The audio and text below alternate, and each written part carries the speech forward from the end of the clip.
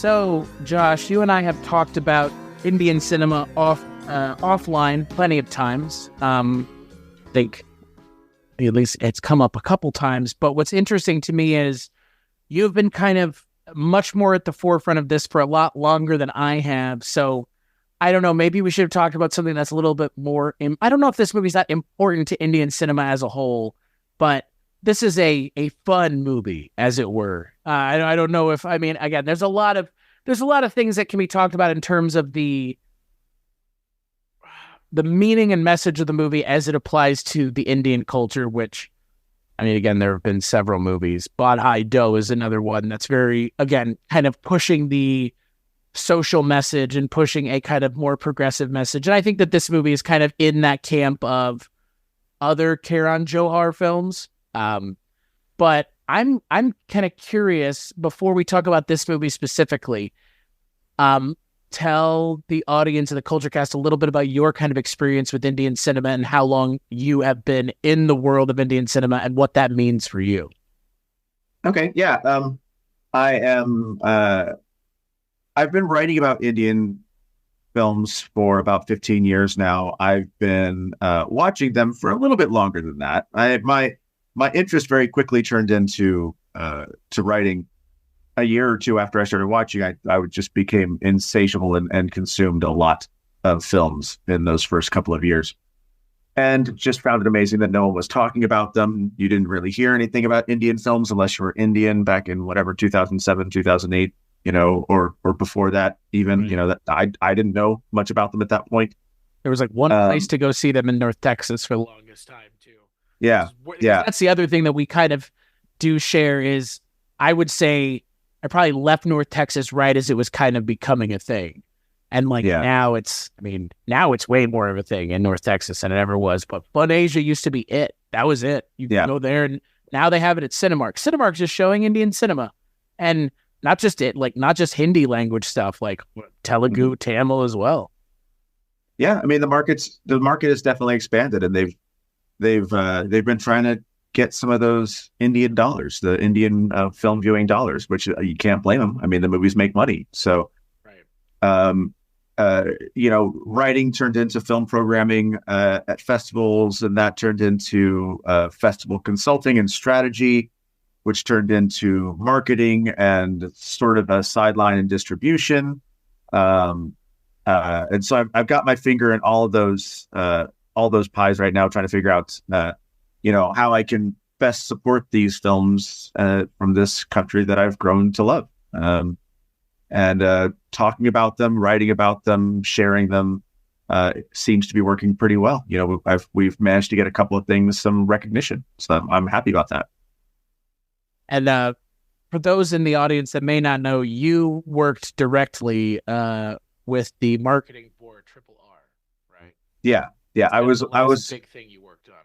Yeah, I was on the U.S. distribution team for Triple R when the second run of the film starting in the summer of 2022, and so I was along for that ride. I'd known the director Rajamouli for a very long time, who gets name checked in this movie, right? And so that was a sort of a test to see if Indian films could work in a different space outside of their, natural audience. And, we thought it might work, but I don't know that we knew it would work as well as it did. So hopefully we can keep moving in that direction. Well, and what's funny is, obviously, I mean, again, I don't have to tell you this, but for those listening who aren't as familiar with Triple R, I don't know, that's the thing. Like, I feel like at this point, if you're a certain film goer in this country and you watch certain movies, there's no way you couldn't have heard of it, because even people I know who had never seen a single Indian film before watched Triple R.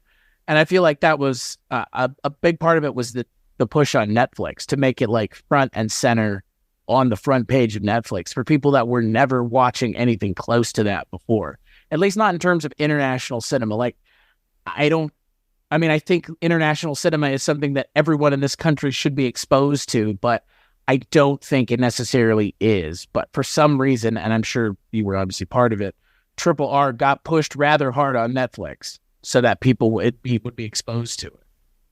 I mean, we didn't have anything to do with Netflix. We just did the theatrical stuff. But you know, it picked up some steam on social media, you know, in little clips, because one of the things that Indian film has always been really good about is that even the worst films are sometimes really good in really small increments, you know, in very small scenes. It's just that RRR is nothing but those small scenes that sort of blow your mind. That's all the whole film is that. And that's not terribly normal. And so when it, you know, we started working on it and pushing it and talking about it and started the marketing going and getting all of our, you know, publicity moving in the immediate run up to our theatrical re-release was right about the same time. Actually, it's a long convoluted story, but the Netflix was supposed to release it the day after our theatrical re-release, but Netflix pushed the date up for themselves 2 weeks. So we had been essentially doing marketing for this film during those 2 weeks anyway. And when it came out on Netflix, it got a little bit of a push there as well. So it was frustrating because we had planned to have our movie back in theaters before it hit Netflix. And then Netflix decided that they were going to sort of jump the gun on that, but it worked out in our favor because people saw it and thought rightfully that they really wish they could see this in a room full of people on a big, huge screen. And a lot of them did. Well, and to your point, I mean, I think the expectation for Indian cinema is based on, I think rightfully so, maybe again, like maybe not, some stereotypes that, I mean, RRR does kind of lean into, like, I mean, and that's the thing, on this episode of the Culture Cast, I am still Chris Tashy, much to the chagrin of many, and I am joined by, again, someone who has seen a hell of a lot more Indian cinema than I have. You can find him on latest release is the Steelbook release for The Green Room, no? Yeah, the limited edition Second Sight UK 4K disc of Green Room that just came out this last week. And you're in that. You're in the booklet. Yeah, you have a I have an essay in there. Yeah, I have an essay coming out soon. I know they have them on Fractured Vision's new Blu-ray release of Doberman, the French action film from the around 2000. So that should be coming out here pretty soon too. That's been announced already, so I'm excited about that one also. Josh Hurtado is joining me. Clearly, I haven't even said your name. Jesus, I'll just keep introducing you without saying your name. And like we've kind of alluded to on this episode of the Culture Cast, it's finally April, which means I programmed a month. And this month I wanted to do Indian cinema, not necessarily just Hindi language films. However, this is firmly a Hindi language film. It is in a lot of ways, I almost say like the stereotypical Indian movie of a certain kind, especially, I mean, and I would say the person directing it has definitely done this a couple times before. But on this episode of the Culture Cast, we're kicking off Bollywood Cinema Month, Indian Cinema Month, with Rocky R. Rani Ki Prem Kahaani, otherwise known as Rocky and Rani's Love Story.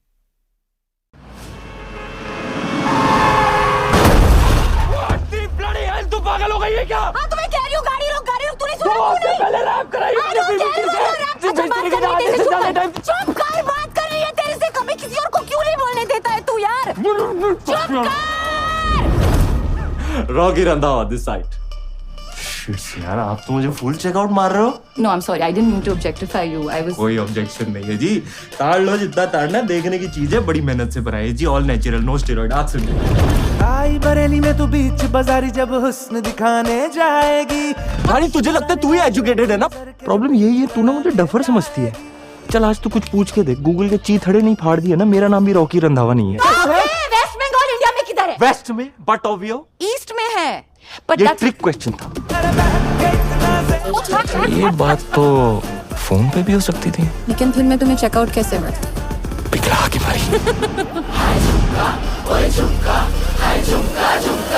What झुमका card छपवा दे मंडप सजा दे घोड़ी पे सवार आ रहा है रानी का राजा Hold your horses. See, the problem is कि हमारी families बहुत अलग है रिश्ते का स्टीयरिंग व्हील चाहे अपना हाथ में हो बैक सीट ड्राइविंग फैमिली करता है फिर क्या चाहती क्या है? मैं आके रह जाऊं तेरी फैमिली के साथ, तू मेरी फैमिली के साथ आके अब रहेगी? तू रैंडम चीजें सजेस्ट कर रहा है कि तू मेरी फैमिली के साथ आके रहे। मैं oh my God, genius. It's a switch. 3 महीने के लिए तू मेरे घर पे और मैं तेरे घर पे। अगर ये सर्वाइव कर गए ना तो शायद शादी के अगले 50 साल भी सर्वाइव कर लेंगे। स्विच। दादाजी दादाजी दादाजी दादाजी दादाजी। हाय, ये श्री रविंद्रनाथ टैगोर है। I know.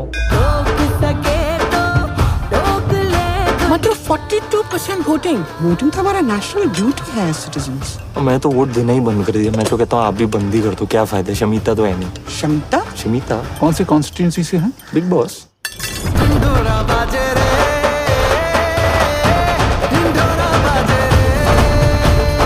ना क्लास ना एजुकेशन, तुम इस लड़के के साथ शादी के बारे में सोच भी कैसे सकती हो? इन दोनों की प्रेम कहानी की औकात मैंने न दिखाई तो मेरा नाम भी धनलक्ष्मी नहीं खेला हो गया।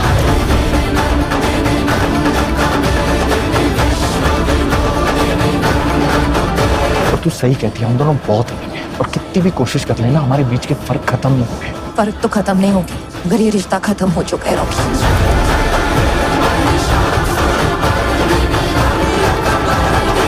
घर नहीं तोड़ा करते।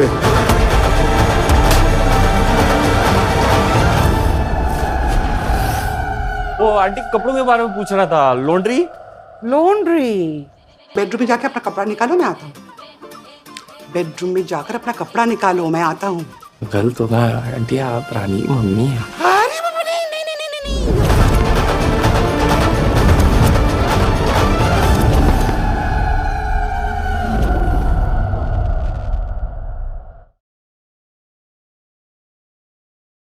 The film is directed by Karan Johar.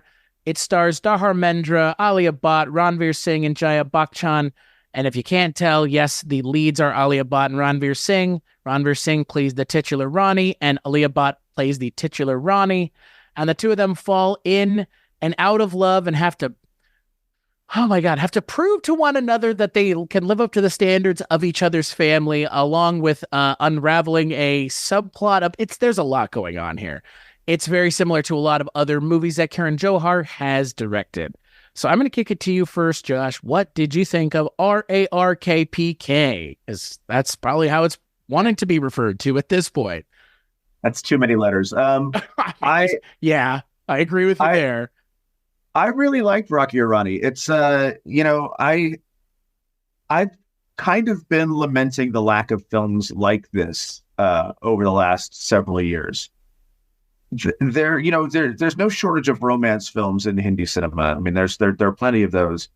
But the way that someone like Karan Johar makes them, that's a different, sort of stratosphere of melodrama, of, scale, opulence, visual, aesthetic, kind of everything.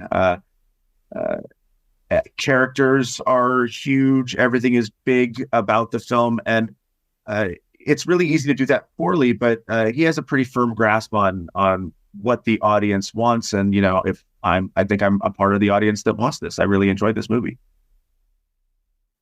Yeah, I mean, for me, Karan Johar's first two films are kind of like what this is more or less readdressing, which is how do we do this 20 plus years after I've done it the first. I mean, again, I don't know if Kuch Kuch Hota Hai or K3G is a bigger movie. I mean, those are both big deals in their own way. And I think that they're both movies that are very interesting. And I think that this movie is firmly in that camp because for me, it's similar to DDLJ in that it's a romantic comedy, but there is a point. There is something to say. And in this movie, there's kind of the interesting comment of, a woman's place in what is being assumed to be a progressive or, positioning itself as a much more progressive Indian society, which, I mean, is a conversation that is being had and needs to be had, not just in India, but I think, around the world, but obviously with a culture like India, which is, again, can be rather conservative. Obviously, this is an interesting and I think timely conversation to be had. And that brings me back to something like, Kuch Kuch Hota Hai or K3G, and that it's not just a movie about, characters falling in and out of love and the kind of almost Shakespearean machinations going on around them, but there's also something at the heart of it that it's saying is not okay or isn't great in Indian culture and wishes it could change it. And again, is showing what it would look like if people did actually change. And it change isn't easy. I mean, that's the thing, Badhai Do came out in 2022, and that's about that's like the first time a gay marriage and gay characters have really been represented like that. So, and that's from like a couple years ago. So I enjoy this movie. It is very much exactly what I was expecting it to be, though, just by the look of it. I mean, and I think I appreciate that the most about it. And it's kind of redeemed Ranveer Singh in a way, because the last thing I saw him in was Circus, and oh boy, that movie was kind of rough compared to this one.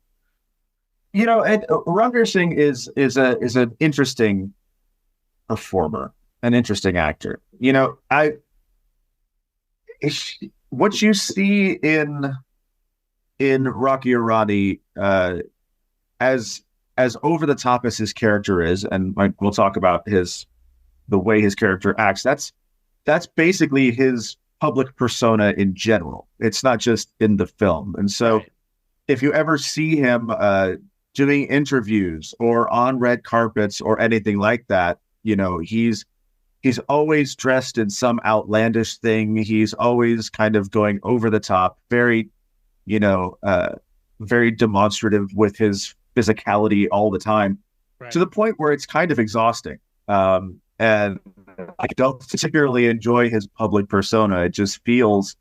It feels like he's never off. It feels performative all the time. He's always on, as it were. Yeah, always on. And, it takes a special kind of film or the right kind of film to harness that into something that works. And I think Rocky or Rani is definitely that. It takes the character that is Ranveer Singh and creates the character that is Rocky Randhawa, and they are close enough that I'm not annoyed by this person in the film, because it's clearly a character that's built around his own personality. In a way, dialed up a few dozen notches, but still essentially him. Right. And, and when he's not cast in those roles, it's a little bit more difficult to take, because he does that sort of high pitch acting that he doesn't go over in every single kind of film. So yeah, he can be hit or miss for me, but he's a solid hit in this one. And I totally agree. The only other thing that I want to say I've seen him in is Gully Boy, which is a very different kind of movie. And that performance, I think, is interesting in comparison to these two, because that is a much quieter performance. Yes, it is very much the center of that film. And obviously, he's the main character. He is the titular Gully Boy in that film. And it's very much an 8 Mile, but set in, is it set in Mumbai, I think? I believe so. I mean, that character is very different from these two characters, but the character that he plays in Circus and the character in this movie are very much similar in terms of the high energy thing. And you're right. I mean, if you watch him in, speaking of Netflix, the Netflix documentary, The Romantics, he's always on. Like, yeah. And I get it. Like, as someone who, again, like anyone who makes content kind of feels like, well, at what point are you on and off? So I kind of get that problem, because again, like, you grapple with how much of this is for real and how much of this is him playing it up for, again, the benefit of his audience, who I think you would agree love that and eat it up, like, period. Yeah. And then he knows that, which is why he does it. I do, and I was wondering if you were going to bring it up, but I'm glad you brought it up more or less immediately. The meta nature of the movie is interesting. That, yeah, the character of Rocky is pretty much just Ranveer Singh. And yeah, I totally get why it would not be something that would resonate with, again, like, with a certain kind of audience. And I'm kind of with you in that sense. Like, it is a bit much.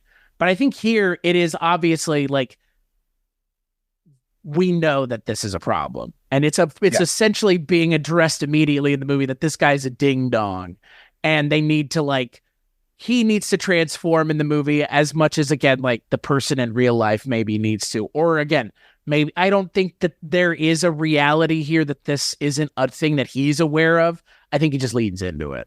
I think the movie's expectation is that's the kind of character you're going to play, and he doesn't disappoint in that regard. Same with Alia Bhatt. Like, this is very similar to other characters I've seen her play as well. And she's fantastic here too. I mean, I love her in everything I've seen her in. Yeah, she's very good. And, there's a big, I mean, we've talked about it, or in the US, not we particularly, but in the US, there's been a big pushback against the idea of the Nepo baby. And nowhere does that exist more obviously than in the land of Indian film. I mean, it's almost all of the major performers are descended from some branch of someone's family tree that was in the business or in entertainment in some way. And Alia Bhatt, her family is no different. They come from, producers and directors. Mukesh Bhatt, the Bhatt family, Vikram Bhatt, all those people have long histories in film. What's interesting, though, about the way that she's sort of developed over the years is that her career has taken a turn towards the more serious mainstream stuff, or even like this sort of masala mainstream stuff, whereas her family's films have historically been more in the genre space, exploitation, B movies, that kind of thing. And so she's kind of escaped that part of her family's film lineage. And she's done great. I mean, she's done really well for herself. She's made a lot of really good films over the years. She's just like any other star, made some kind of bad ones too. But I think at this point, the good ones are outweighing the other, and people are really recognizing her as one of the most talented actresses that Hindi cinema has to offer. Well, and her chemistry with Ranveer Singh is really great. Like, the two of them play really well off of one another. And I mean, again, speaking of Gully Boy, she was in Gully Boy opposite Ranveer Singh. I like her more here because, again, like, I think that they really go on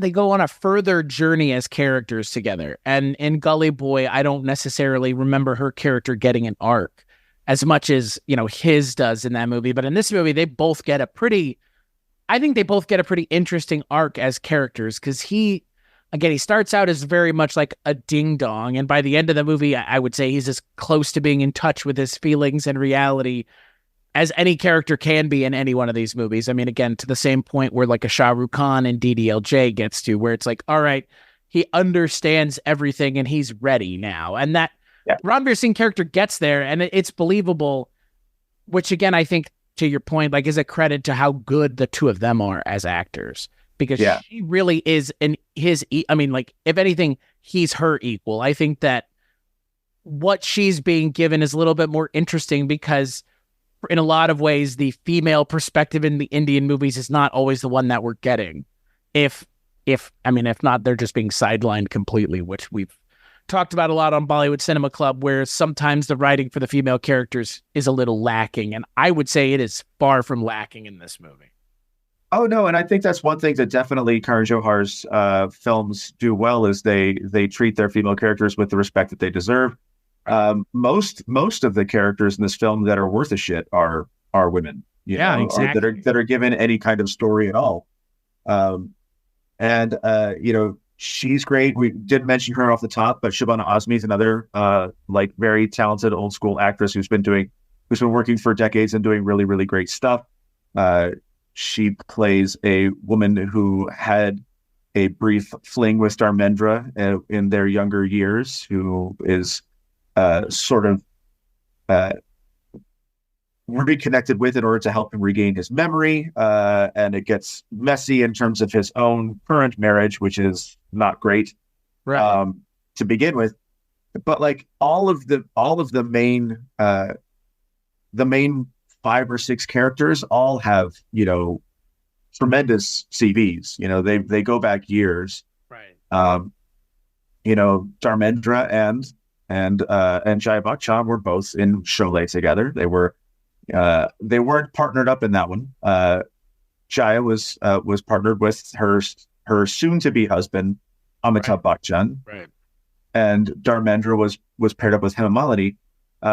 But they were both in those films, and it's interesting because in that film, Dharmendra was playing kind of a tough guy in order to save the village, and he spent most of the 80s and 90s playing like big, burly, tough action guys. Right. And his kids also still have that sort of reputation. Sunny Deol and Bobby Deol. Sunny Deol in particular is sort of a big action guy, and Bobby Deol is kind of making a comeback as a supporting character, a character actor. I love him.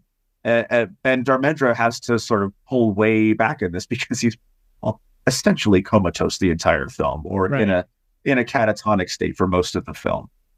But he's really wonderful. It's an interesting choice for him in this movie, right? Yeah. Like Yeah. to sideline, because again, you mentioned Sholay, which we covered, God, a couple years ago at this point.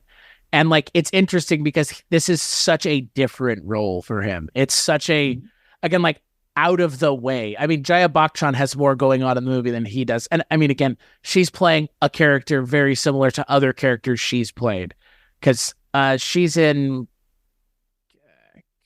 Kuch Hota Hai, or right? Yeah. Well, she's in a lot of stuff. Well, she's in she's in K3G and Kuch, or no, she's in K3G is what it is. That's what I was thinking. Yeah, she plays Amitabh's wife in that movie, the mother of Shah Rukh Khan. So yeah, she's great. She doesn't work as much anymore because she's involved in politics these days. But when she does, she's solid. And I like her in this movie. I mean, again, it's a role that could have gotten lost in the shuffle of another movie like this, because again, some of these other movies don't have the generational love story. I found that to be interesting. The Dharmendra part of the film with Shabana Azmi, like that was the interesting part of the movie for me, because again, like that felt like where the movie had it, part of its message was coming from, was their relationship. Because again, in the K3G or Kuch Hota Hai, it's more like, lost love or someone passes away. This one is, again, a relationship being committed out of wedlock, which again, they don't necessarily hang a lantern on it in the movie. They kind of address it in a way that's interesting, which I wasn't expecting. Yeah. No, totally agree. And I didn't see that coming the first time around either. This is my second time. I actually saw this when it came out in theaters because I heard such good things. I don't usually run out to watch Ranveer Singh films because, as I mentioned before, his personality can get a bit grating. But I've heard enough good things about this that I wanted to go see it. And I was surprised at a lot of the things that it was approaching in ways that you don't typically see in these sort of 4-quadrant Indian big masala romance films. Right. But it does everything. It surprised me a lot, which is unusual at this point, that they can do something that surprises me still. But great, always exciting. Well, and to your point, I mean, again, like something like a DDLJ for me, that was my initial entry point into these kinds of movies. And so, I mean, fairly or unfairly, that's kind of what I hold most of these movies up against, is the one that kind of, I don't know, did it the best, at least the way I was hoping it would be done. And I think it also has the best actor for any of these kinds of movies. That's, that is the thing here. Obviously, Ranveer Singh is a great actor, but he's no Shah Rukh Khan. I mean, because nobody is. And that's the thing. Like, I to your point about like his personality type, I like what Shah Rukh Khan brings to these kinds of roles a little bit more, because it doesn't seem like you mentioned, doesn't seem like as much of a put on. Here, it's a little bit of like Ranveer Singh is a little bit, he's putting it on a little bit, like, and putting it on maybe in the direction that's lesser than he actually is, which again makes this character, or more, depending on how you look at it, filtered or unfiltered. But I don't know. I think for me, these kinds of movies, these masala romances, Shah Rukh Khan is kind of the king of them, deservedly so. Yeah. And I think, for one of one of the ways that I've very early on when I started writing about the films and programming them and sort of doing curation in both ways for these kinds of films was to not really consciously, but just kind of take them apart and figure, okay, what's going to work with a Western audience, what isn't going to work with a Western audience, which of these tropes of Indian cinema will translate and which won't, or which will be challenges. This is the kind of film that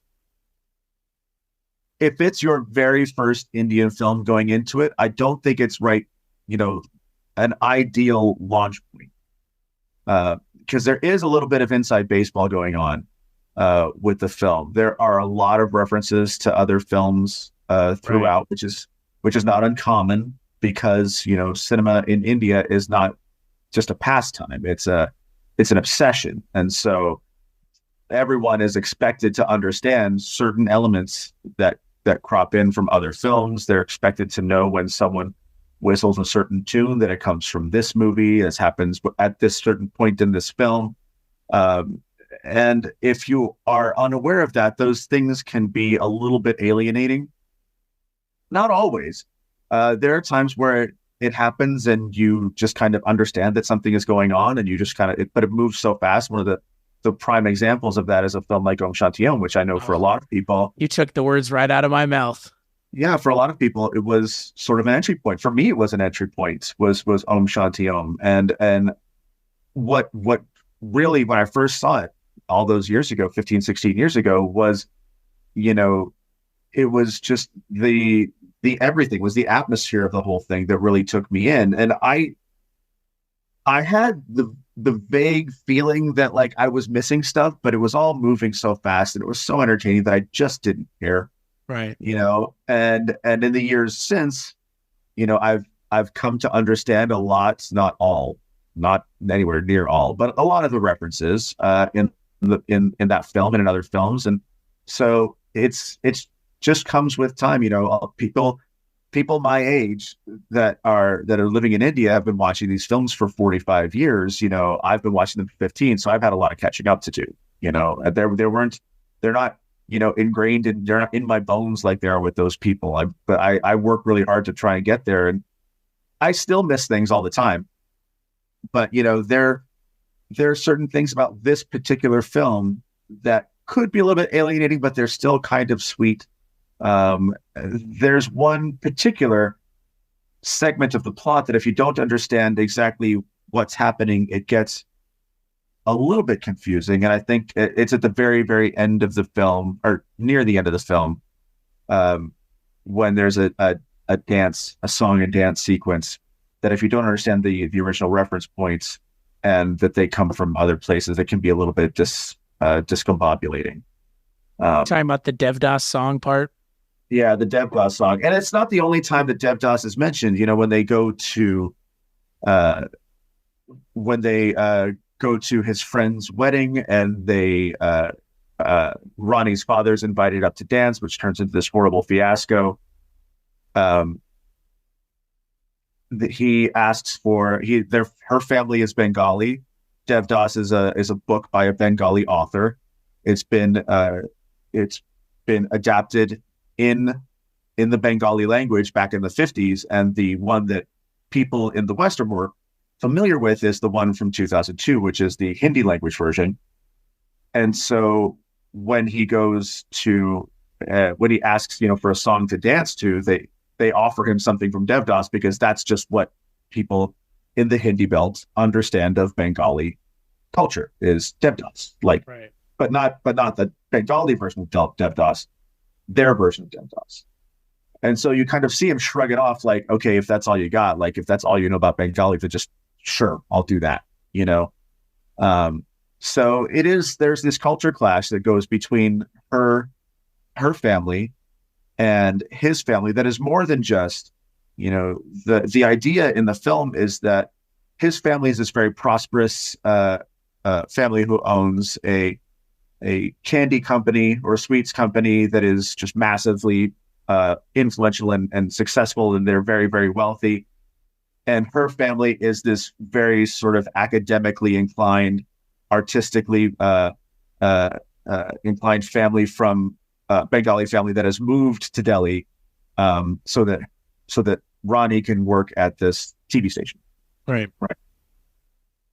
But the culture clash between the Hindi family or the northern family and the Bengali family is the main gist of the conflict between the two groups. And that, unless you understand a little bit about that, and my understanding is still pretty minimal, it can be kind of confusing as to the levels at which this is working, because that's something that people in India understand. The idea of people from West Bengal that are those Bengali families are automatically assumed to be sort of more esoteric, more sort of artistically inclined intellectuals, that kind of thing.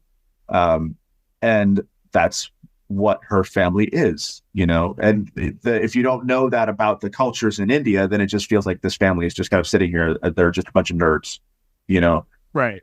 But it's not exactly the same thing. And you can see the sort of alienation that he feels when he goes into their home and immediately,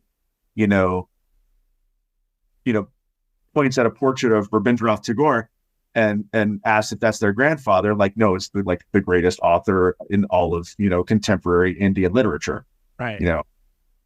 That he just wouldn't know because he's this, like you said, this sort of ding dong who doesn't speak English very well, which is adorable and infuriating if you're not quite sure why the subtitles are messed up in the film. Which is another cultural thing. It's the subtitles are intentionally written in sort of pidgin English because that's how he's speaking, is in sort of a pidgin English, because he hasn't learned it properly.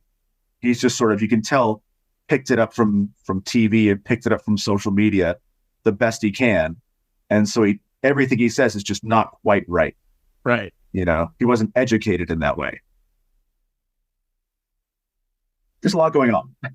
Well, and to your point about kind of the inside baseball of it all, yeah, it's, it reminds me, it does remind me of Om Shanti Om a little bit in that regard, because again, like, I don't think it's necessarily needed to understand the idea of like why what is it about her parents that is making him seem lesser in their eyes, but I think the movie does a really good job of it. I think the movie lands at as much as it can for a Westerner who, like you kind of mentioned, I know even less than you do about exactly what you were talking about.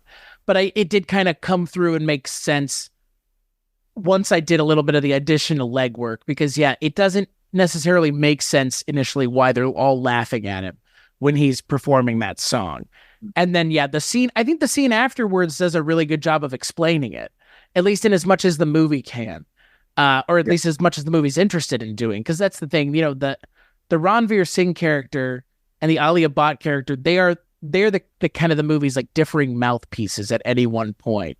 And it is interesting that her family, who are so smart compared to him, are willing to put up with him, even though he's a complete kind of a moron throughout most of the movie. And the thing with the subtitles, the first time I watched it, I was like, is this intentional? And then, it does it so many times. It's like, not only is it intentional, it's part of the characterization of this character, which for me, again, like, Karan Johar thinks of everything. And that's just one more thing that pushes the movie in terms of me and my ability to enjoy it. Every little thing is thought of in a Karan Johar movie. And even having the subtitles being kind of in broken English, because it's clear he doesn't know how to speak English, at least at the level that her parents have taught her. I like that the movie is never at any point saying, like, I'm not making you aware of what's going on. It may just not seem like it's intentional initially, but it totally is. Yeah, for sure. I mean, it's he is nothing. Karan Johar is nothing if not fully aware of everything that's going on on the screen. He fills every inch of the screen with something. So if your attention drifts for just a moment, you might miss it. There's always something going on.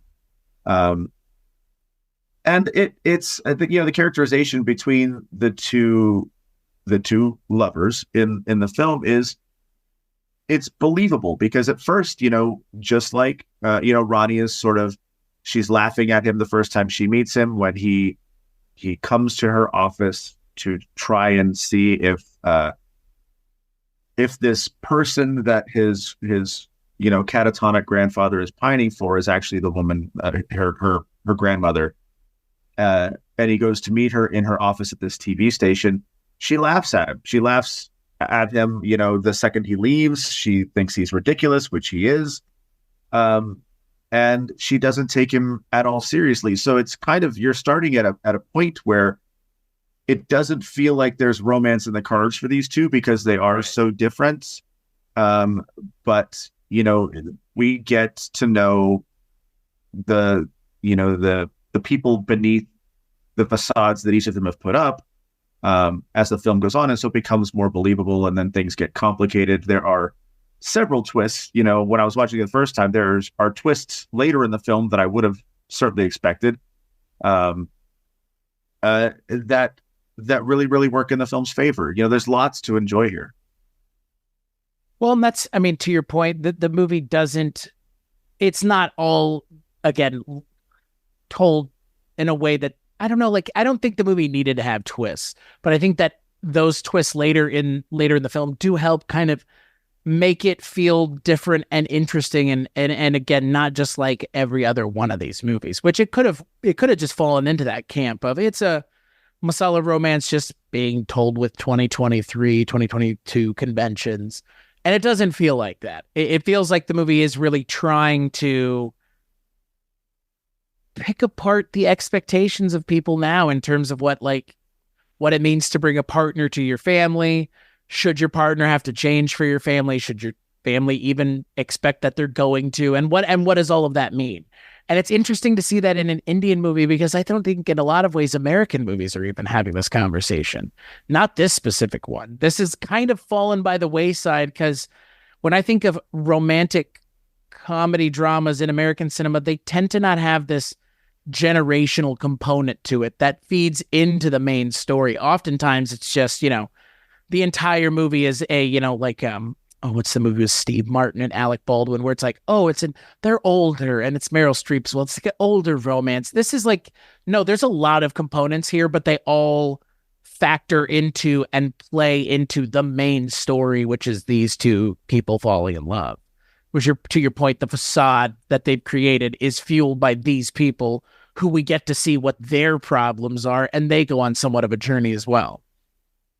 Yeah, if you go back to, Kabhi Khushi Kabhie Gham, the tagline for that film that Karan Johar came up with was, it's about loving your parents. And so there is this sort of generational aspect to Indian relationships in many, many, many cases, not all cases, but in many cases, that, American families and American relationships don't really concern themselves with at the same level, Right. When I got together with my wife, I hoped my parents would like her, but if they didn't, wasn't going to stop me from doing what I was going to do. Whereas in families like this, both of these adult children are still living at home with their parents, not uncommon in Indian society. And they, the plan was and remains for a lot of them to stay at home with their families, until they have, sometimes even after they have their own children, and then they just take over the family household when their parents pass away. Those multi-generational households are not uncommon. They're not every family, but they're not uncommon, especially for big families, affluent families like the ones that we have in the film here, which is, it's kind of a foreign concept, the level at which parents are involved in their adult children's daily lives. Right.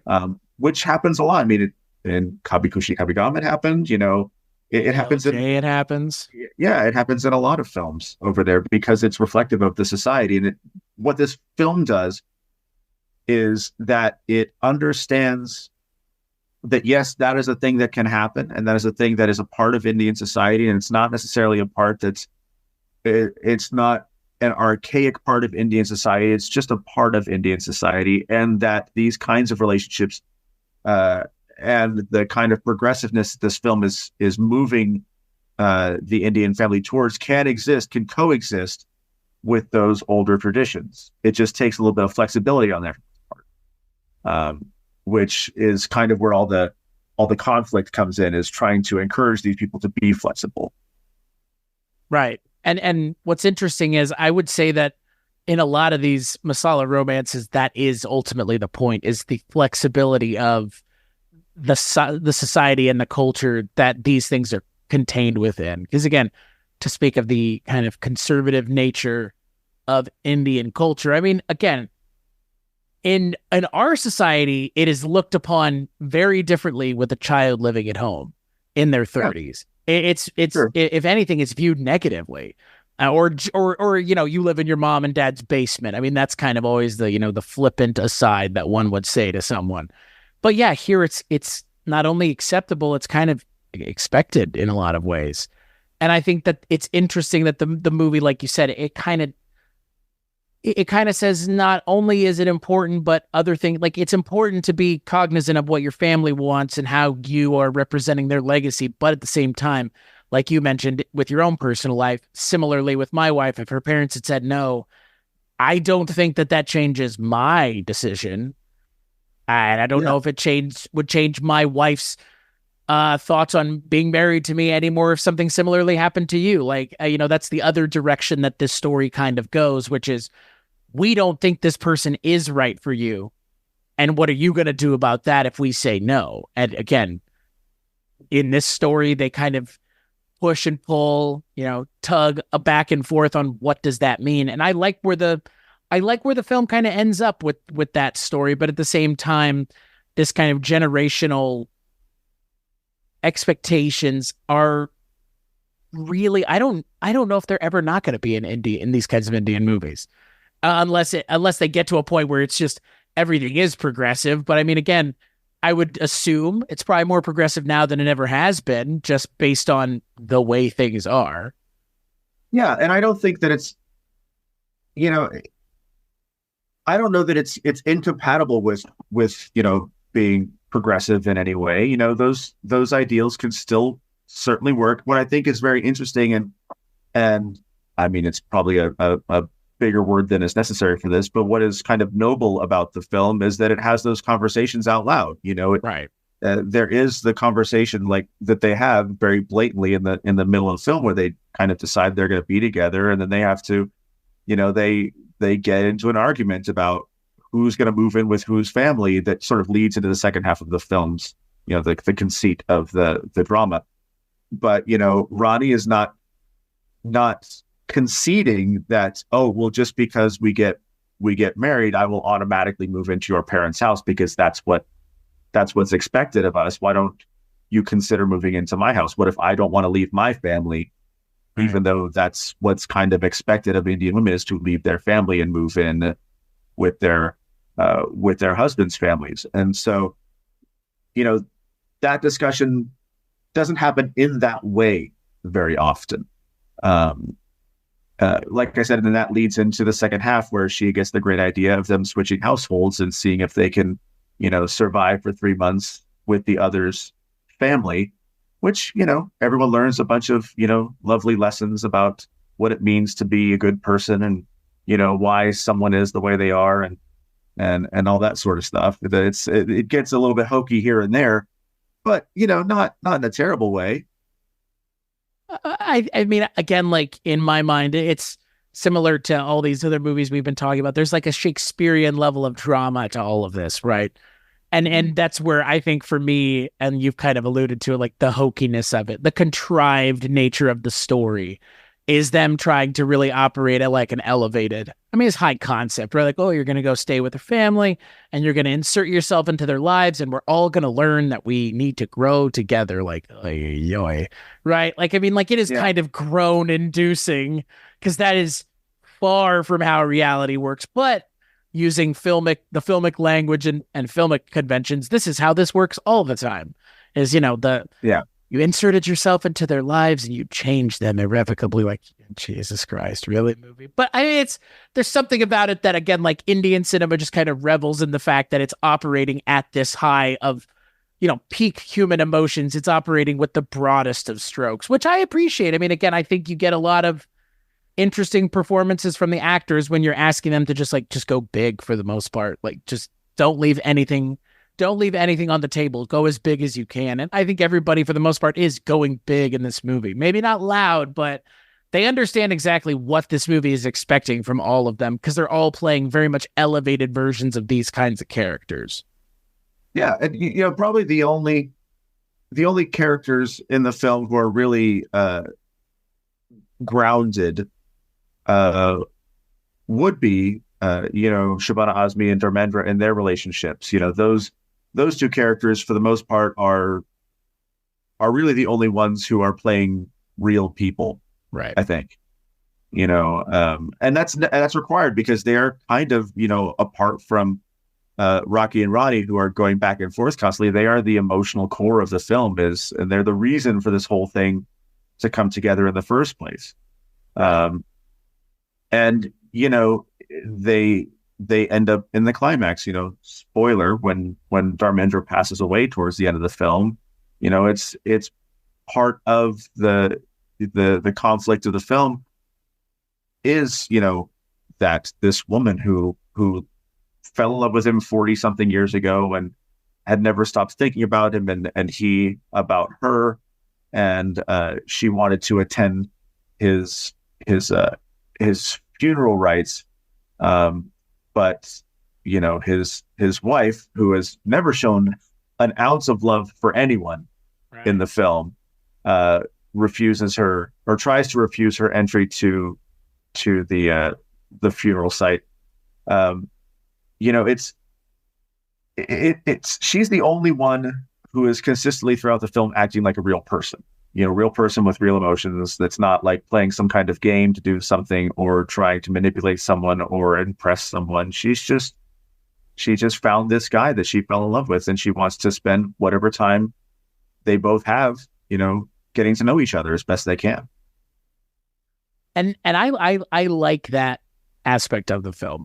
And you're right, Dharmendra and Shabana Azmi are really, I mean, again, it's the part of the movie that I was like, oh, this is different. Like, I've really never seen this in another one of these movies. Because again, most of the time it just exists. I mean, like in a K3G, I don't know, it's being used as kind of the antagonistic point of the movie is, the parents are kind of misunderstood, and how do we understand them? There's none of that here.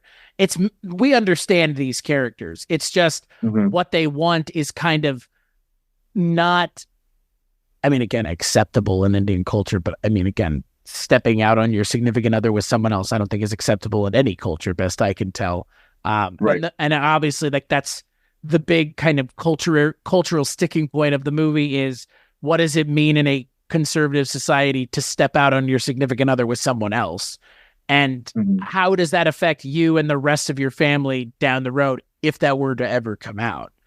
And again, I think that the movie, it's not necessarily the conversation that it wants to have, but it does make an interesting case for, okay, just because the older generation does kind of have this different view on love and relationships doesn't mean at the time when they were the age of the characters in this movie, they weren't willing to kind of break the social mores then. Because that is ultimately what Ranveer Singh and Alia Bhatt's characters are about, is kind of breaking the expectations that you see when you see someone like this, which is he's a moron that can't change. And she's, I don't know if she's high strung in the movie, but she's a little high strung. I don't think that they don't paint her as kind of this, a nagging, rich girl, which they could have. I mean, again, because like, maybe not rich, but like, she's so conceited in how smart she is, and she knows she's smart, that she could run, laps around him. There's none of that. There's a little bit, but it's not as much as it could have been. And I don't think it, again, and there's other movies like this where it would have made her kind of, again, like a nag, and she's not a nag, thankfully. It's an interesting performance. Yeah, I mean, and she does it at a point later in the film, when I think they're broken up at this particular point. It happens several times throughout the film. But when she almost, crashes into him head on, going the wrong way on the freeway, in order to, just talk to him. She does run down a list basically of her old boyfriends and how, stellar and intellectual and, successful they all were. It's for her, it's in an effort to show that, yes, I was with all of these successful people, but it didn't work.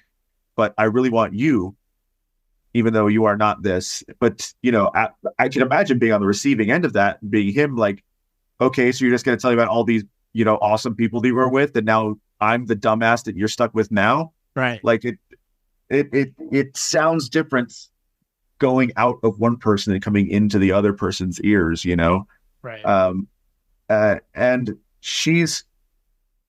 there's that sort of barrier, that communication barrier between the two, where they haven't quite figured out how to communicate, which is what relationships are all about. You have to learn how to communicate and how, communicating with each other, communicating about their feelings, is so important. Even when they agree, I don't know about you, but I've been in dozens of arguments with my wife over the last 10 years where we're saying the same thing, just in different words. And after a while, you're like, why are we arguing? We feel the same way about this. This is stupid. Right. Can we stop this, please? Right. Exactly. And a lot of this feels like that. There are genuine concerns between the two of them. They have to work out. But for the most part, like, they're the sort of, the Paula Abdul and MC Scat Cat, the opposites attract of the Bollywood film here is these two characters. They couldn't be more different. Right. But, somehow they fit. I love anybody who makes a Paula Abdul MC Scat Cat reference, by the way. Hey, For all you kids out there taking 2 steps forward and 2 steps back. I think it is funny, though, because, again, it does have that. That, again, for me, is also part of these movies where it's like, Shah Rukh Khan and Kajol and DDLJ, like, again, it was a different kind of opposites there. I mean, but I guess it was similar but different, right? Because he was rich. He was rich and she was more, culturally in tune with the expectations of her parents. And there is some of that. Not dissimilar. Yeah, there's some of that here. I think that this movie is less interested in the old school cultural mores being ignored. I think this movie is saying, like, we know that we exist in a universe where we've already had parts of these conversations. Let's continue the conversation in the direction that those things have gone without necessarily retreading the same ground. And that's the thing. I mean, having these two actors in this movie coming out, fairly recently, 2023, I think it makes a case as just as important, if not needing to be mentioned in the same conversation as some of those other Karan Johar films, but also these masala romances that are, again, about where does your relationship fit into the grand scheme of your family? And what does it mean, ultimately, to be part of someone else's family in the way that they're part of your family? And what does that mean for your family members, too? Because that's the other thing about this movie. The family members, this movie is almost 3 hours long, that everybody is given a lot of time. A lot of time, which, again, in my mind, if you're going to do these kinds of movies, you do them right, which is you have to make every character feel fully formed because you're going to kind of put them through the emotional paces. And the movie's 3 hours for a reason, because I think at least every character in their family is a fully formed character in a way that if this were in an American film, they would just be supporting characters, maybe possibly just stereotypes. And these characters are far from stereotypes. Yeah, I think there's a lot of transformation and evolution that happens among the characters in the film.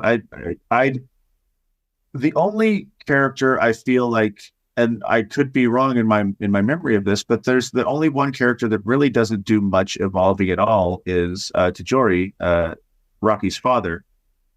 Doesn't seem to change much throughout the course of the film, except in very, very subtle ways. He's a very stern father throughout the film. Doesn't seem to have much care for his children or his wife. he dotes on his mother, and that is pretty much seems to be his entire life, is doting on his mother, making sure that that she's okay, while his children and his other relationships have deteriorated to the point that they are almost non-existent, and he doesn't even realize it. But on the other side, you've got Rani's mother, who is this sort of hyper intellectual woman with a vocabulary that is absolutely ridiculous. In fact, it's comical most of the time, and they point out how comical it is. By one of them calls her their Shashi Tharoor, who is an Indian writer and intellectual who's sort of famous for using all of the words at the very bottom of the thesaurus to explain simple concepts. And it's kind of taking that woman and getting her back into her feelings, as opposed to being in her head all the time, which takes a minute. They do things, both sides do things to sort of intentionally or unintentionally alienate their guests once the families have switched, that are would be genuinely hurtful.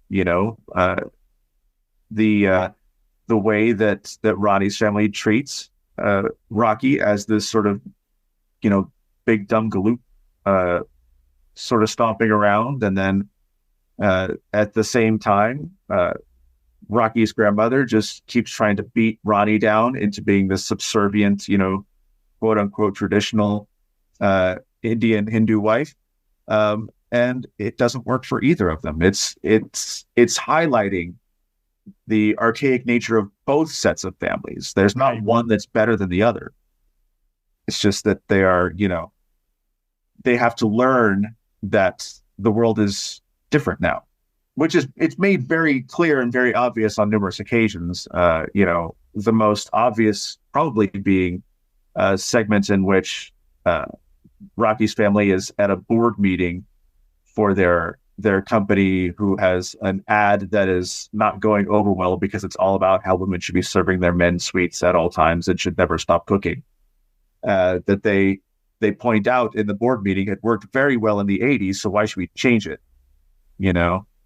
And they were getting a lot of backlash for that. So it's interesting to see all these conversations happening, out loud in this way, as opposed to something that might be more subtle, maybe more, artistically pleasing, or, more of an art house vibe, which this does not have at all, obviously.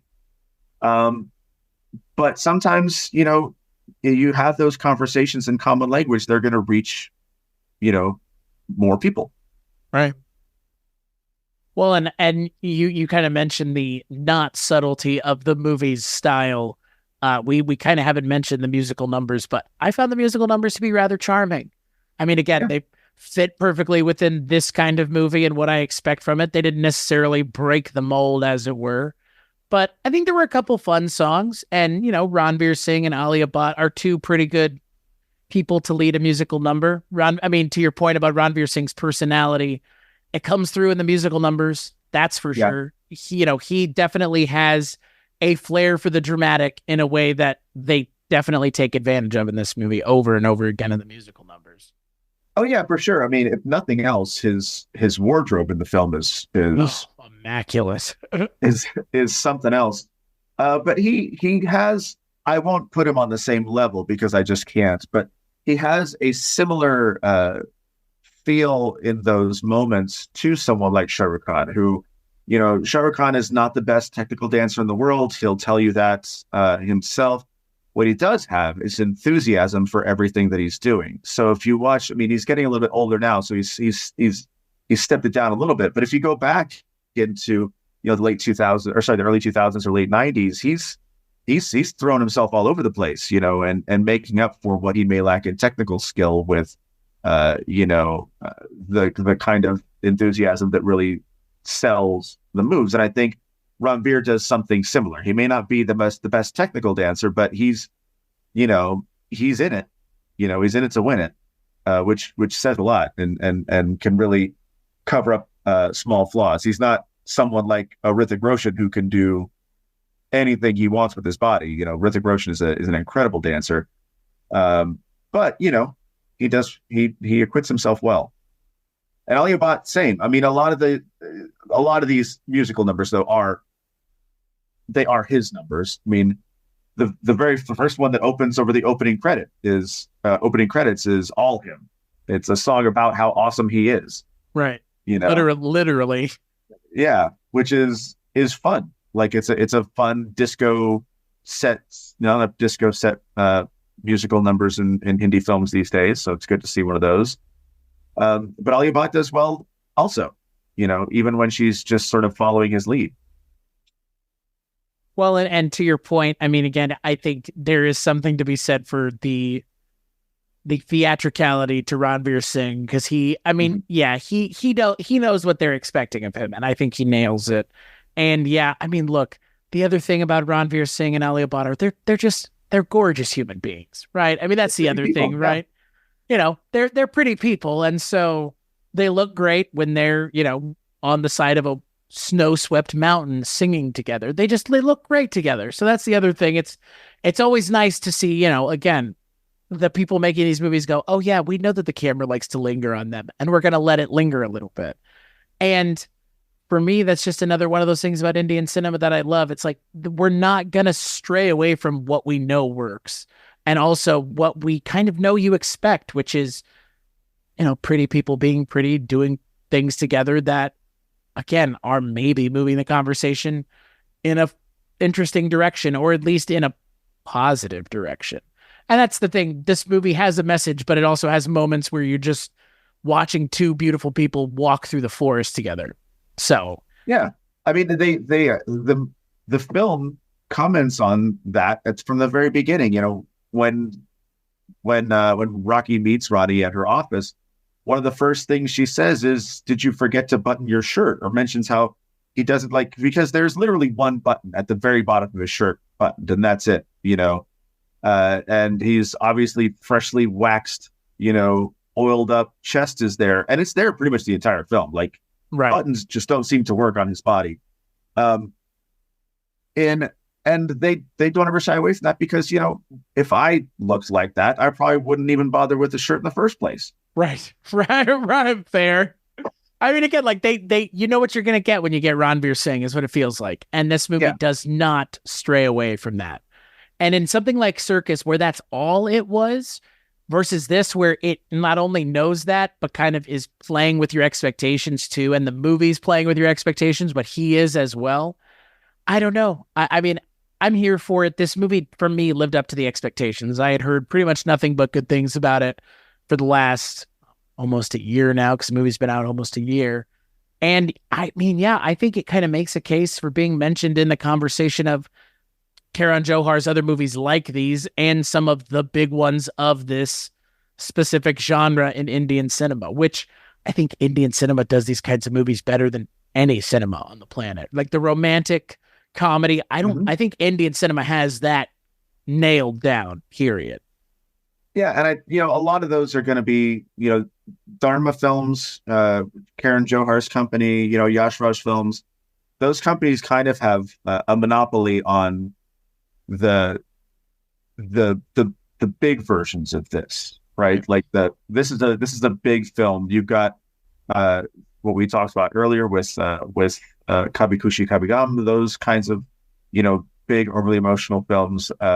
Aditya Chopra, who made DDLJ and also made Rab Ne Bana Di Jodi, which is another sort of Shah Rukh Khan film. It's not as big as this, but emotionally it is. It's more of a cartoony thing, but it's the same kind of feeling that you get from those films. And they're just, the good ones come along every few years. You don't get a really, really great one of these every year, which I wish we did, because this is the kind of stuff that I like to watch to pass a Saturday afternoon. Like it's good to just sit down and be in this world for a bit. That's so ridiculous. It's a ridiculous world. And it is, I mean, I cannot help watching this film and thinking how expensive every minute of this movie must be.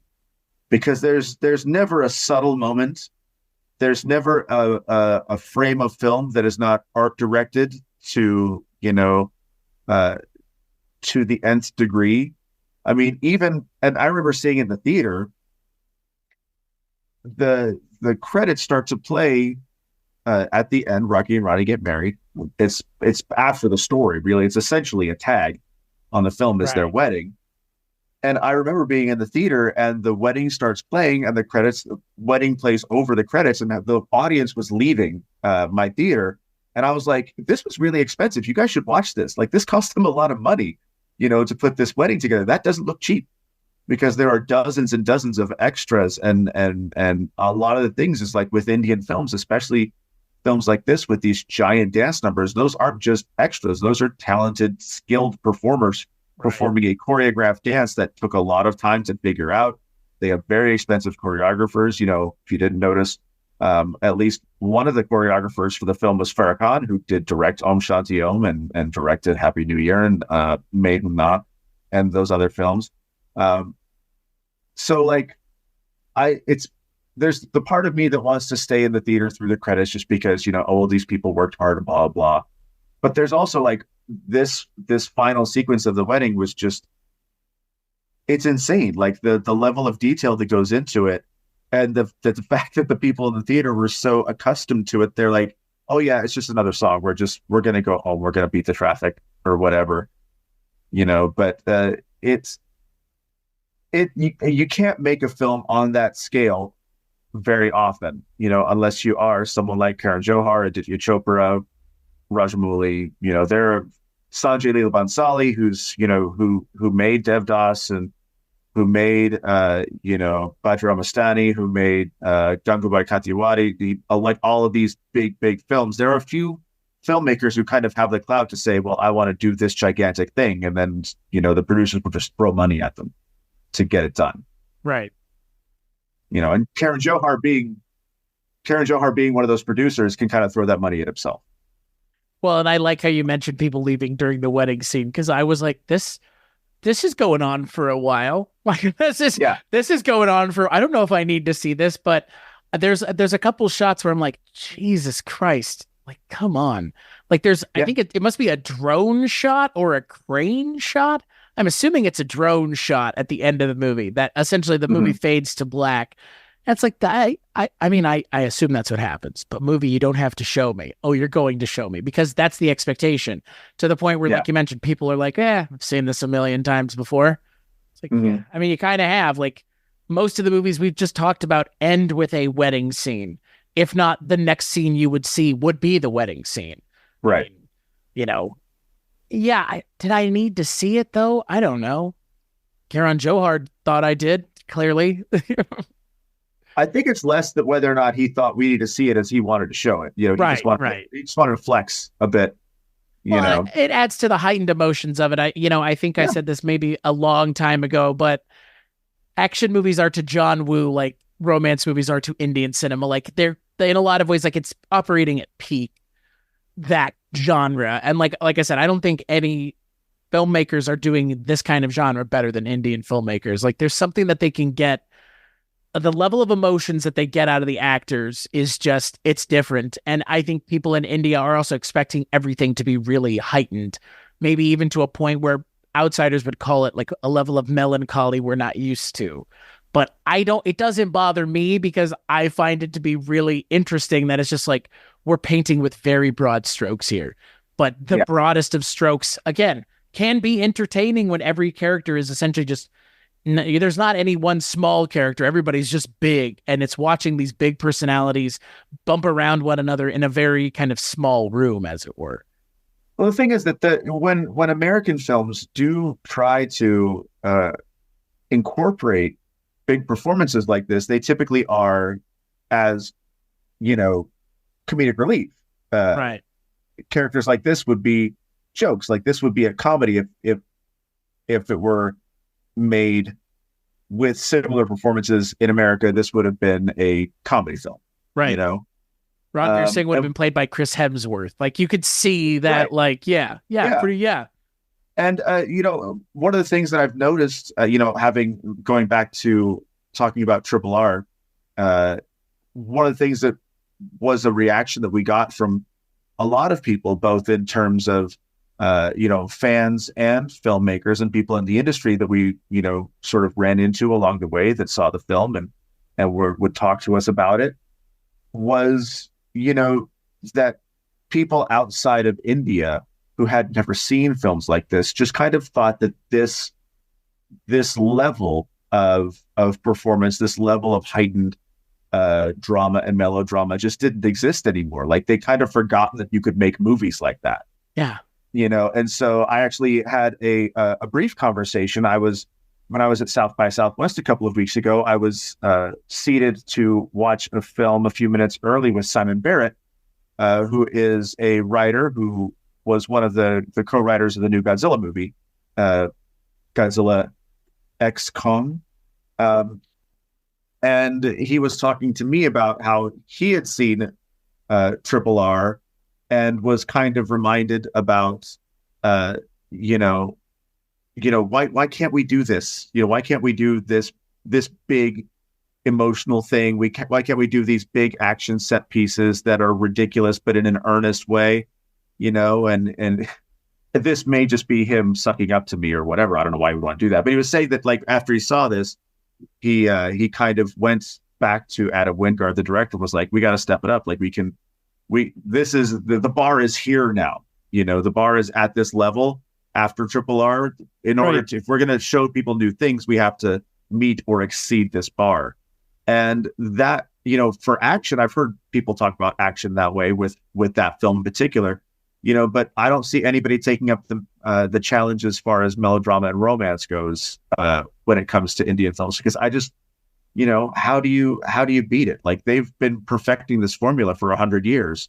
And while there are lots of failures, when they're good, there's nothing better.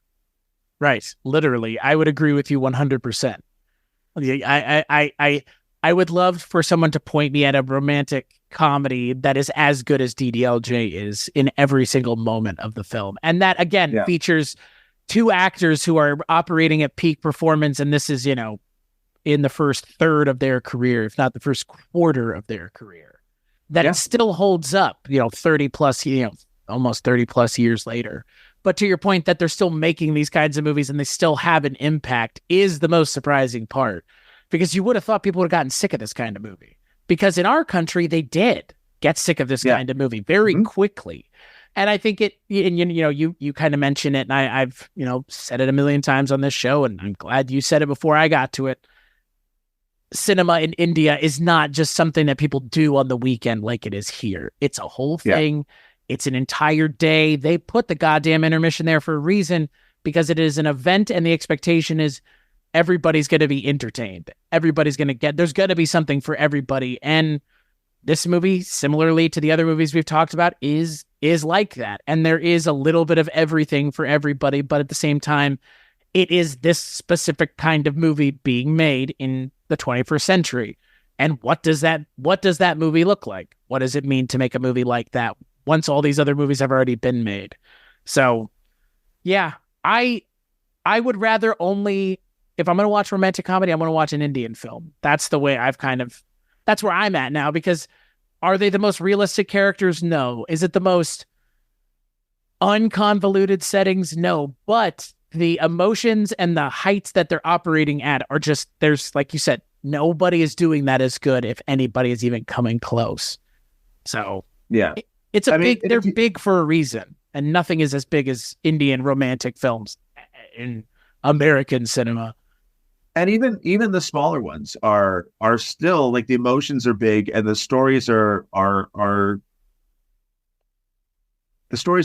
great. If you go back to Ranveer Singh's first film, it was sort of a breakout for most of the people involved. Band Baja Bharat was a very successful film. He was an unknown at the time. He stars opposite Anushka Sharma, who is in Rab Dabana with Dijodi with Shah Rukh Khan. It's like 2 years later, I think, 3 years later.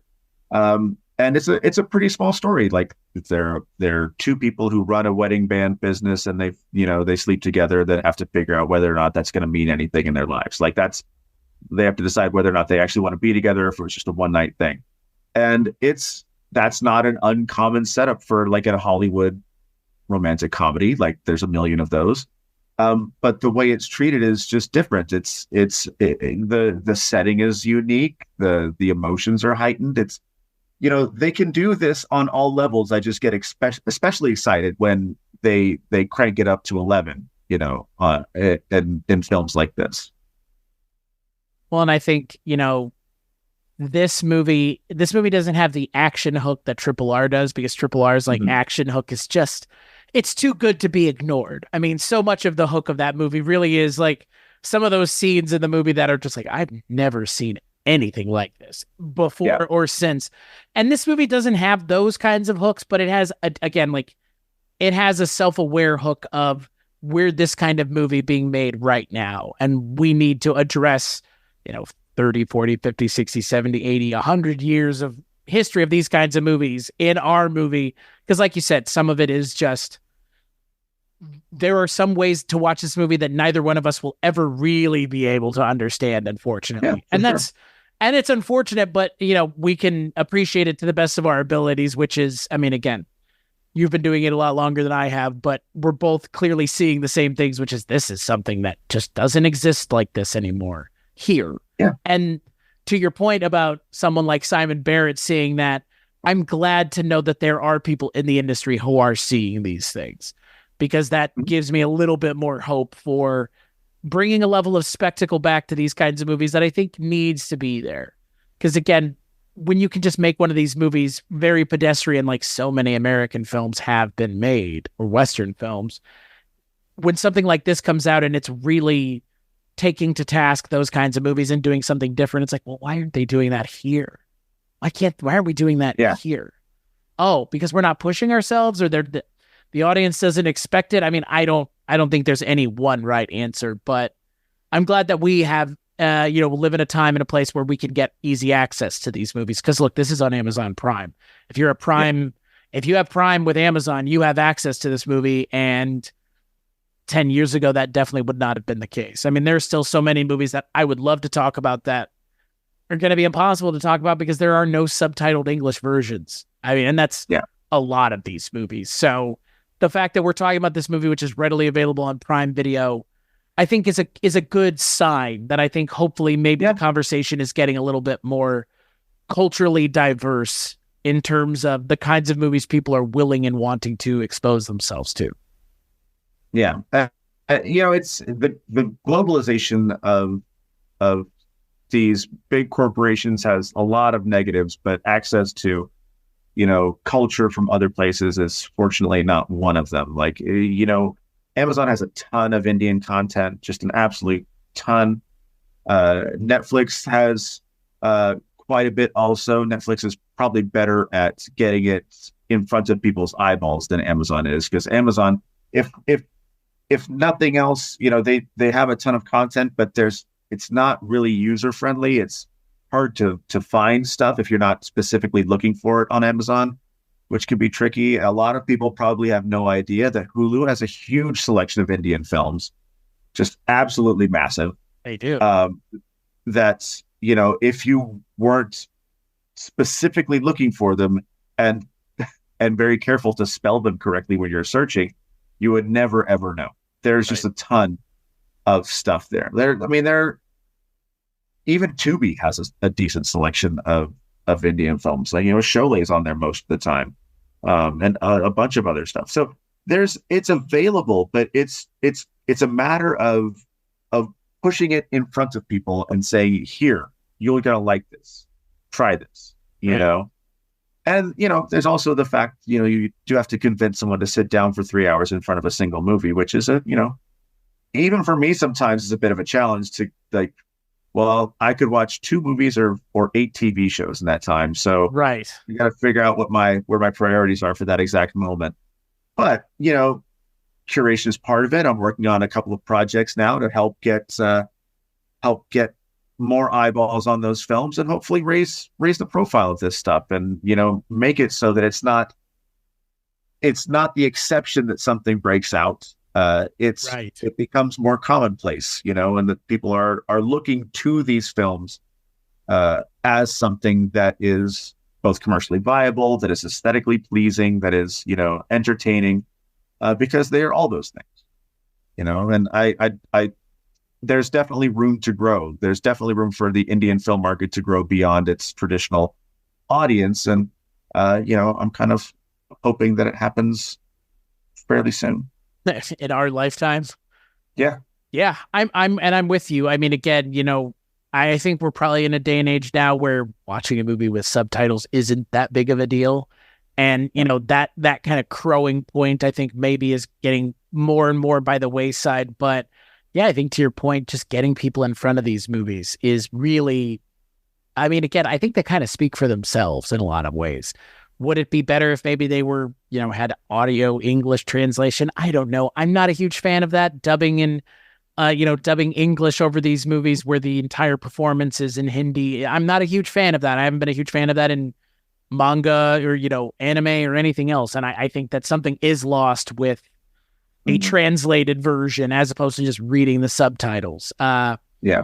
But to your point, I mean, I want more of these kinds of movies and more Indian cinema in general to be, to escape the seemingly very strong orbit of India. Because again, they have every reason in the world to not market these movies because they can perceive that they're not going to make any money. But I think that there are plenty of Americans and Western film-going audiences that would jump at the opportunity to see something like this that is similar to things that they've seen before, but through a cultural lens that people aren't as familiar with still. I don't think that Indian culture is imminently something that Westerners are bothering themselves with, let alone going out of their way to educate themselves about. And, I mean, again, I think a lot of it is there are plenty of cultural inroads here. I mean, Indian, for someone who enjoys Indian food, as I'm sure you do, you've been to India, I've been to India. I mean, Indian food restaurants, stuff like that, seemingly more common, more prevalent, more people going there than ever before, less just specifically Indian people. And I think that those are, I mean, again, anything and everything to erode people's preconceived misconceptions about what India is and Indian food can be, I think is a good thing. And a movie like this being readily available on Prime Video is pretty nice. Like you mentioned, Netflix and Amazon and Hulu have plenty. You could watch all of that and still have more to watch because they would have added more things in the time it took you to watch the stuff that's there now. So, yeah, I mean, look, you're doing everything you can. I'm doing everything I can. But yeah, I really was hoping that Triple R would have kicked the door further open than it did. I mean, it made a pretty good dent. I mean, again, I know more people that saw that movie than have seen any other Indian film, but what it is doing, and this I know because I'm working with some people that are trying this. What it has done a bit is it has encouraged some people in India to take some chances that they hadn't taken before in terms of marketing, in terms of new release strategies, and in terms of trying to reach out, because there is an audience that is there for the right film. If the film's not right, it's not going to break out. That's just the way things go. But if the film is the right film for the moment, putting a little bit of extra muscle behind it could only help. Never a bad thing. Yeah. And again, I mean, I understand the sentiment of, Western audiences have no interest in this, but I think Western audiences are a lot more amenable to these kinds of things than anybody would give them credit for. But I do understand the sentiment of don't necessarily want to spend money. We don't have to. I get it. I mean, right now, I get it. So before we end the episode, is there any, given that this is Indian Cinema Month, anything that you would suggest on any of the streaming platforms that stand out for you? Because again, you're, for me, kind of the font of Indian cinema knowledge, and I would be remiss if I didn't ask you what stands out right now that you would point people to if maybe they enjoyed this, or even if they wanted to see something completely 180 from a little love story between a goofy ding-dong and a very smart woman. I'm looking. The problem with Indian films and on streaming services is they're so fluid. Right. They move off and on very, very frequently. So something that was on last month is not there now. I honestly, I don't have anything right off the top of my head that I know is currently available streaming.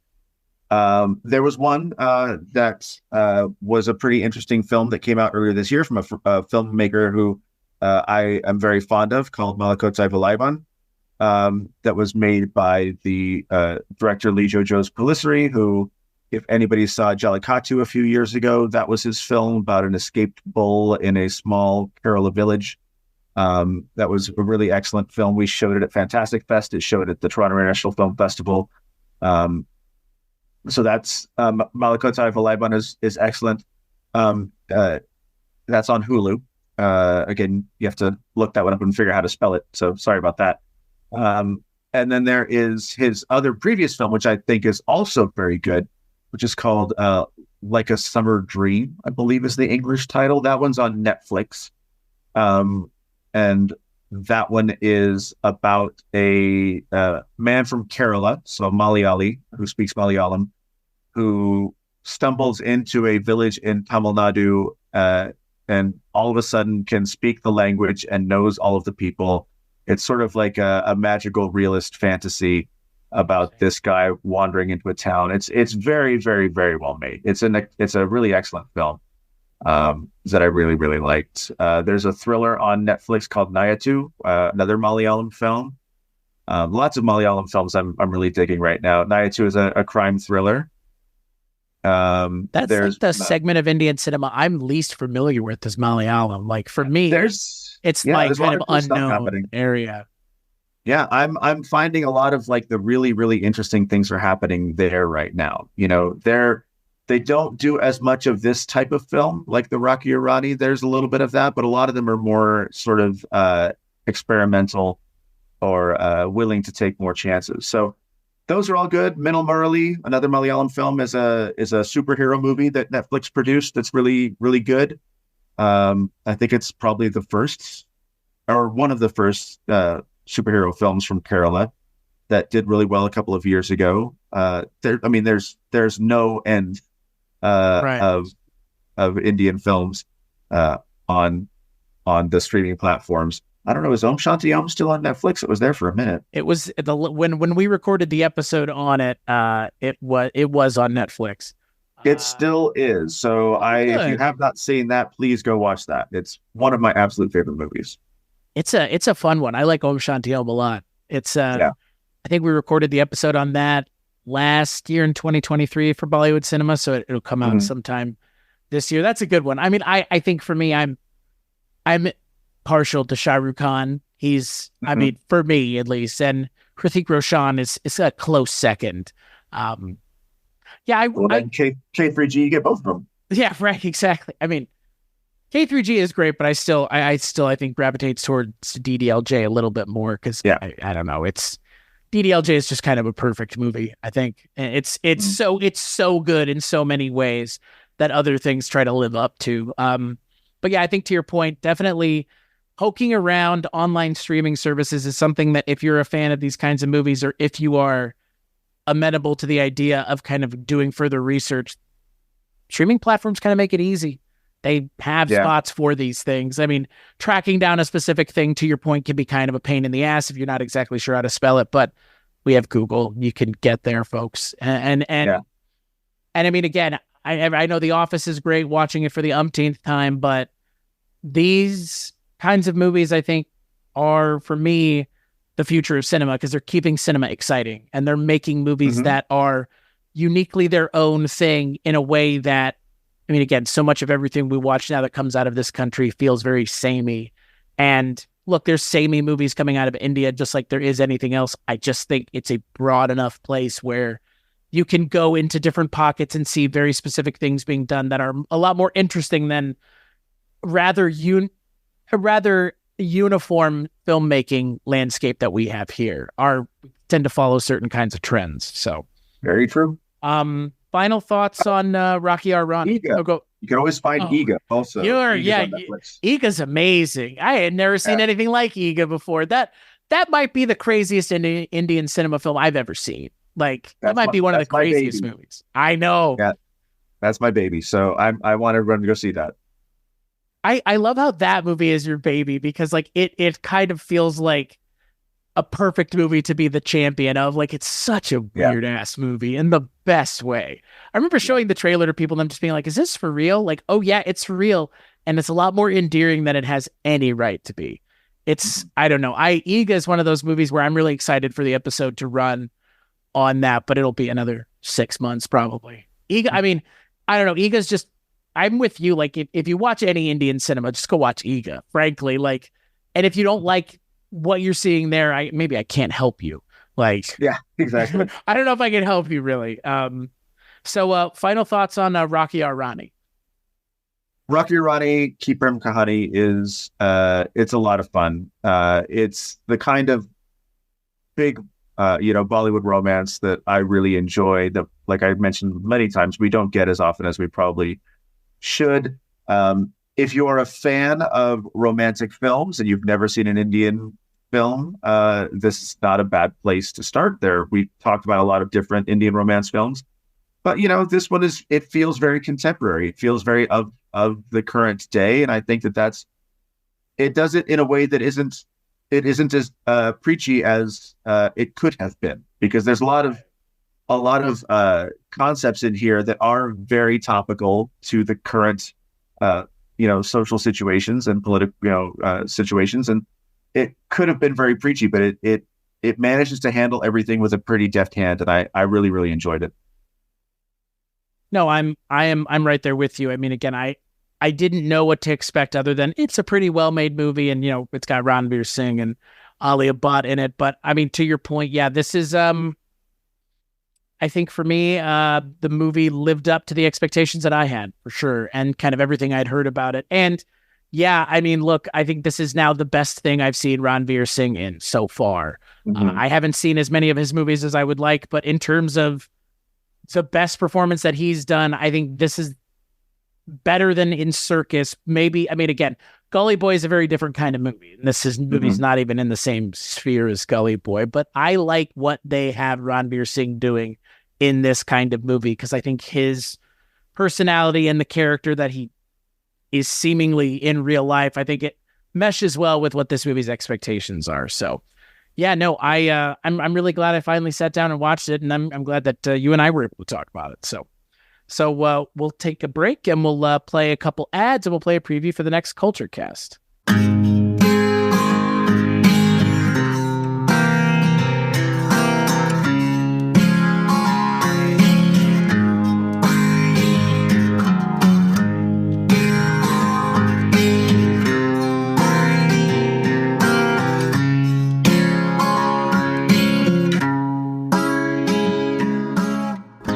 Hi, I'm Susan. And I'm Sharon. And we're the hosts of 80s TV Ladies.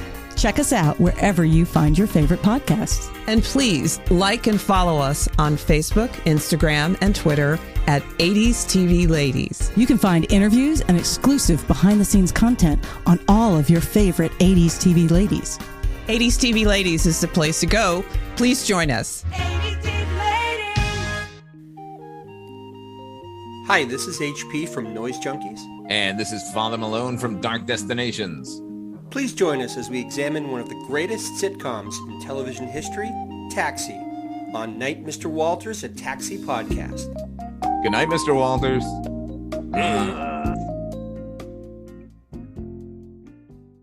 Good evening, and welcome to Night Gallery. Thank you, Rod. And I want to welcome everyone to Midnight Viewing, where once a month we talk all about your follow-up to The Twilight Zone, Rod Serling's Night Gallery. They say it's Rod Serling's Night Gallery, and it isn't really Rod Serling's Night Gallery, it's somebody else's. Oh, we know. We talk about it a lot. Your curators at Midnight Viewing are the projection booth's Mike White. What can happen to human beings when trust is wiped out by suspicion? And CultureCast's Chris Stashew. Small boy encased in a crystal ball. And I'm Father Malone. The kind of thing that usually infests nightmares. Join us monthly at Midnight Viewing, the Night Gallery podcast at weirdingwaymedia.com. Doesn't remotely belong to me. I have no proprietary interest in that at all.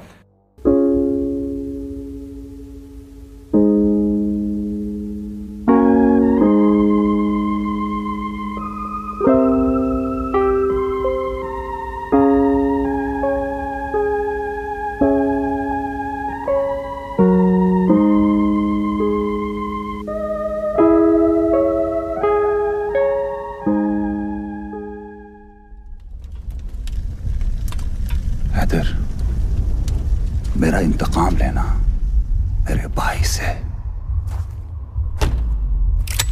उसकी उन दोनों आंखों में गोलियां दागना जिन आंखों से उसने तुम्हारी मां पर फरेब डाले थे।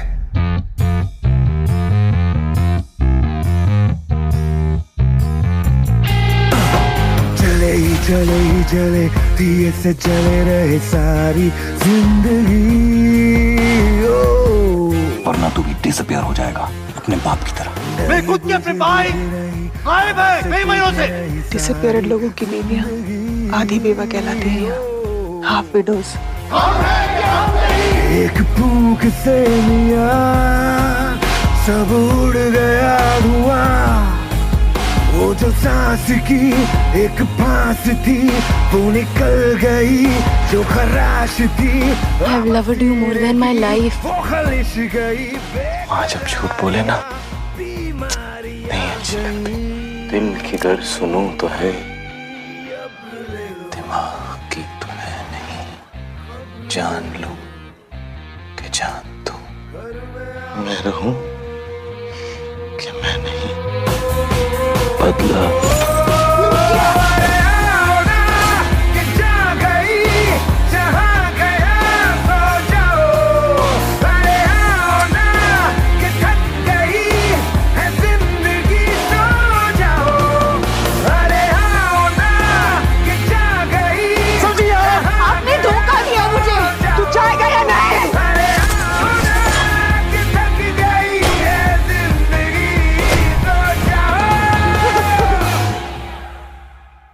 Hello hello mic testing 1 2 3 hello, आवाज आ रही है आप लोगों को? Hello hello hello hello hello. So right on the next Culture Cast, we are going to be talking about yet another Indian film. I'm going to be joined by Spencer Parsons for that one. We're going to be talking about Hater, which I believe is that, I think that's the Macbeth one or Hamlet. It's one of the two, I believe. Have you ever seen that one? I have not. Okay, I believe it's a Shah Rukh Khan movie even. But I'm looking forward to talking about it because it's one of those movies that has been, well, I guess it's not Shah Rukh Khan, but it is, it's Hamlet though, which, I mean, I'm interested to see kind of, you know, what that's going to be, because again, you know, culturally interesting to adapt Shakespeare as an Indian filmmaker. If Vishal Bhardwaj, the director, has made a bunch, like that's kind of his thing, is making Shakespeare adaptations. So he's the best at it. Yeah. Well, until then, Josh, where can people find you and the things that you work on? You can find me at Potentate Films on Twitter and Instagram. You can find me at Hateful Josh on Twitter. And you can find my writing at ScreenAnarchy.com. And people can follow you on Letterboxd, or that's Letterboxd. Same Hateful Josh on Letterboxd, Hateful Josh on Twitter also. I've just recently started using my Letterboxd more. The case was made for me to use it, so I'm trying to do better about it. And then I don't have to wonder. You can track the hundreds of Lifetime movies I've watched this year. I can't stop. I don't know what's wrong with me. I see you posting about it on Facebook. I'm like, at some point he's going to run out of things to watch. He has to, right? Oh, never run out. You've merely scratched the surface of these kinds of films. Barely, yeah. Oh, Jesus. Oh, well, I mean, you know what? At least you're not being forced to watch them. You're watching them by choice, which I think is... They're fun. I think they're very fun. They're not always great cinema, but I'm usually entertained, so that's a good thing. Well, I don't talk about those movies, but if you want to follow me, you can follow me on Instagram at Papa Stash, and you can follow everything that I work on, and along with a whole host of other things over at weirdingwaymedia.com. We are an award-winning podcast network. 80s TV Ladies picked up 3 podcast awards at the Podcast Awards last year, and actually, as of today, the 2nd of April is nominated for Best Indie Podcast for the Webby Awards. So if that is a thing that you want to help support us through, go on over to the Webby Awards and vote for 80s TV Ladies, and check out weirdingwaymedia.com, where this show and so many other shows can be found. So, Josh, thank you so much for joining me. This has been great. Yeah, thank you for having me. And as always, we'll catch you on the next episode.